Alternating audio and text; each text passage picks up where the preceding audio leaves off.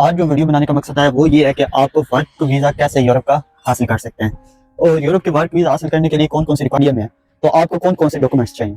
सबसे पहले जो डॉक्यूमेंट्स रिक्वायर्ड डॉक्यूमेंट्स हैं उसमें आपको मैंने बताया कि वर्क परमिट होने चाहिए। उसके बाद आपके पास एक मेडिकल सर्टिफिकेट होना चाहिए और कैरेक्टर सर्टिफिकेट होना चाहिए, बैंक स्टेटमेंट होनी चाहिए और FRC फैमिली रजिस्ट्रेशन सर्टिफिकेट होना चाहिए। अस्सलाम वालेकुम, my name is Syed Bilal Hassan और आप देख रहे हैं इस वक्त यूरोप प्रूफ्स। तो बेसिकली आज जो वीडियो बनाने का मकसद है वो ये है कि आप वर्क वीज़ा कैसे यूरोप का हासिल कर सकते हैं और यूरोप के वर्क वीज़ा हासिल करने के लिए कौन कौन सी रिक्वायरमेंट्स होती हैं। तो आज की वीडियो में मैं डिटेल में ये सब बताऊंगा कि वर्क वीज़ा कैसे लेना है या वर्क वीज़ा हासिल करके आप यूरोप कैसे आ सकते हैं। जो बेसिक रिक्वायरमेंट्स होती हैं वर्क वीज़े की, वो सबसे पहले ये है कि कोई कंपनी यूरोप की मीन्स कि किसी भी कंट्री की, इटली की हो जाए, हंगरी की हो जाए, फ्रांस की हो जाए या जर्मनी की हो जाए, किसी भी यूरोप कंट्री की कोई भी कंपनी आपको वर्क परमिट दे। वर्क परमिट हासिल करने के लिए आपके पास दो मीन्स के रीज़ होते हैं। फर्स्ट वे ये है कि अगर आपका कोई रिलेटिव किसी यूरोप कंट्री में है तो आपने उससे कहना है कि वो किसी कंपनी का आपको वर्क परमिट ले दे। मीन्स के वर्क परमिट बेसिकली यही होता है जैसे वर्क कॉन्ट्रैक्ट कहते हैं पाकिस्तान और इंडिया में। आपने सबसे पहले वर्क परमिट ले लेना, वर्क कॉन्ट्रैक्ट ले लेना। वो यहाँ पे हंगरी में या जो भी यूरोप कंट्री है वो आपका वर्क परमिट या वो कंपनी के थ्रू वर्क परमिट यहाँ पे एम्बेसी में चला जाएगा।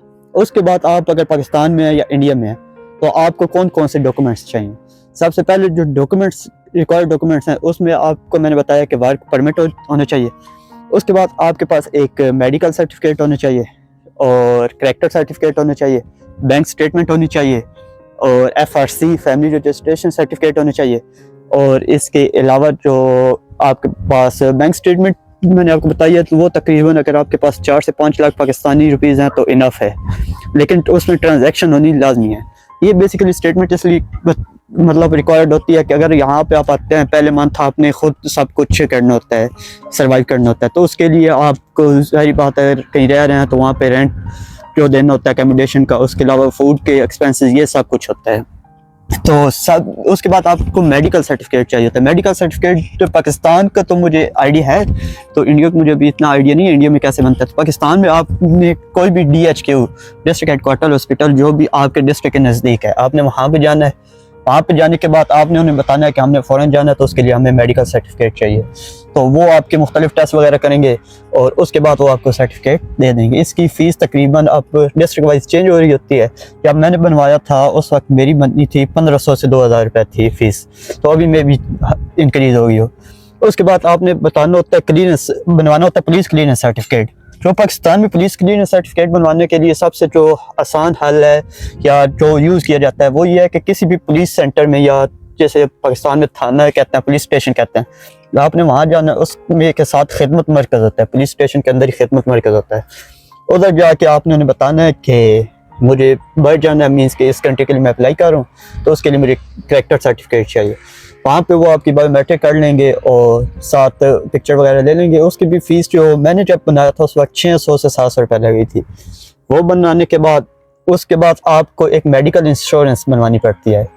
जब अपने एम्बेसी में जाना है ना इंटरव्यू के लिए, उससे पहले मेडिकल इंश्योरेंस बनवानी पड़ती है। अब मेडिकल इंश्योरेंस भी आप किसी भी एजेंट के थ्रू, वहाँ पे पाकिस्तान में काफ़ी ऐसे कंसल्टेंट है जो आपको मेडिकल इंश्योरेंस बना के दे सकते हैं। उसकी बेसिकली रिक्वायरमेंट्स ये होती है कि जो 30,000 यूरो मतलब कवर करे। अब 30,000 यूरो सुन के आप ये कह रहे हो कि ये तो काम फिर आउट ऑफ बजट हो गया। तो 30,000 यूरो का ये मतलब नहीं है कि आपने 30,000 यूरो पे करना है। आपको 30,000 यूरो की मेडिकल इंश्योरेंस तकरीबन 12 से 13,000 रुपये में बन जाती है। यही कुछ आपके एक्सपेंसेस होते हैं मेडिकल इंश्योरेंस बनवाने के लिए। मेडिकल इंश्योरेंस भी हो गया।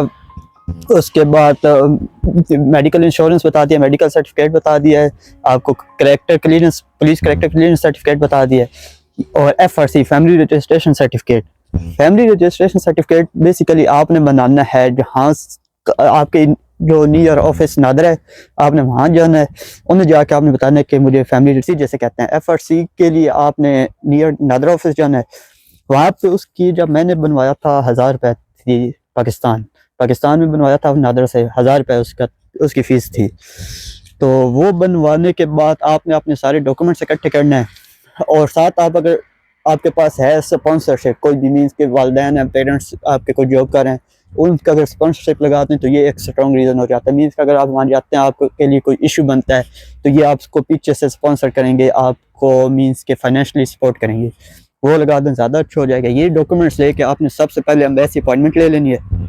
अपॉइंटमेंट लेने का यही हाल है कि आप डायरेक्ट गूगल पे जाएं, वहाँ पे लिखें जो भी कंट्री के आप मींस के आप फॉर एग्जांपल इटली के लिए अप्लाई कर रहे हैं, तो आपने लिखना है इटली एम्बेसी पाकिस्तान। तो वहाँ पे आपने जाके अपॉइंटमेंट्स का सारे मतलब आपके पास प्रोसेस पड़ा होगा, आपने अपॉइंटमेंट लेनी है।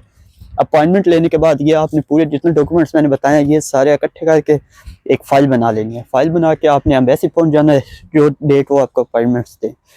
तो जब आप एम्बेसी जाते हैं तो एम्बेसी में आपका एक छोटा सा इंटरव्यू कंडक्ट होता है। बेसिकली जब आप वर्क वीज़े के लिए अप्लाई करते हैं और आपको आपका जो एम्प्लॉयर होता है मींस के जिसके थ्रू जिस कंपनी में आप जा रहे हैं, जहाँ पे आपने जाके जॉब करनी होती है, अगर वो आपको वर्क परमिट दे दे तो आपका 98.9% चांस होता है वीज़ा लगने का।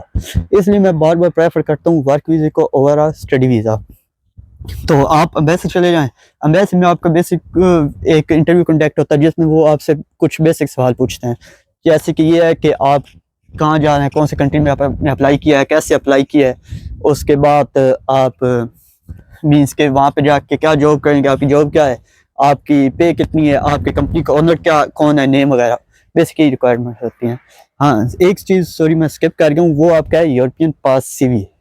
आपने अपने फील्ड के मतलब जो भी आपकी फील्ड है रिलेटेड, उसके रिलेटेड आपने यूरोपियन पास CV बनानी है। यूरोपियन पास मींस कि यूरोपियन पास CV ये होता है बेसिकली यूरोप जितना भी है, जो भी कंट्री है उसमें यही CV फॉर्मेट एक यूज़ हो रहा होता है।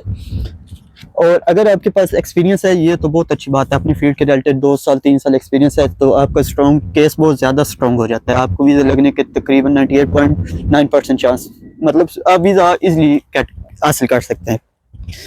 तो आप यूरोपियन पास CV बना लें। उसके बाद आपको इंटरव्यू देने के बाद तकरीबन 1 मंथ से 2 मंथ के दरमियान आपका वीज़ा आ जाता है। तो ये बेसिक एक्सपेंसेस है जो कि तकरीबन अगर आप एस्टिमेटेड करें राउंड अबाउट 6 से 7 लाख का है, इससे ज़्यादा नहीं लगते अगर आपके पास मींस के वर्क कॉन्ट्रैक्ट है। अगर आपके पास नहीं है तो सेकंड ऑप्शन ये है कि मुख्तलिफ कंसल्टेंट होते हैं, एजेंट्स होते हैं पाकिस्तान में जो कि आपको वर्क कॉन्ट्रैक्ट ले देते हैं। लेकिन कोई भी अगर आपको वर्क कॉन्ट्रैक्ट ले देता है तो आपने ये लाजमी वेरीफाई करना है कि वो रियल है, क्योंकि काफ़ी यहाँ पे स्कैम होते हैं, फेक वर्क कॉन्ट्रैक्ट होते हैं जो कि यूरोप में ऐसी कंपनीज पाई होती भी नहीं, मौजूद भी नहीं होती, वो आपको फेक वर्क कॉन्ट्रैक्ट ले देते हैं। तो ये आपने लाजमी चेक कर लेना है। तो आज की वीडियो का मेन टॉपिक यही था कि आप किसी भी यूरोप कंट्री का वर्क कॉन्ट्रैक्ट कैसे ले सकते हैं। तो बेसिकली ये ओवरऑल इन्फॉर्मेशन थी। तो इसके साथ मुझे दें इजाज़त। ओके, अल्लाह हाफ़िज़।